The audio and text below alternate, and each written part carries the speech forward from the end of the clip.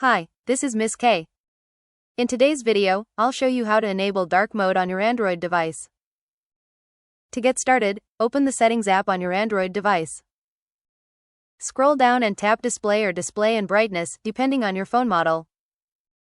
Look for the Dark Theme, Dark Mode, or Theme option, then tap it.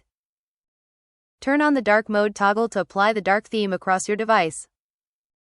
On some Android phones, you can also choose to have dark mode turn on automatically at sunset or create a custom schedule so it activates and turns off at specific times.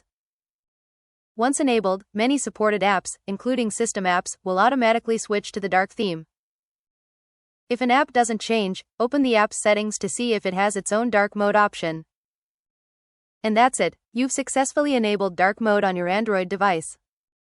Happy watching! Don't forget to like, share, and subscribe for more helpful tutorials.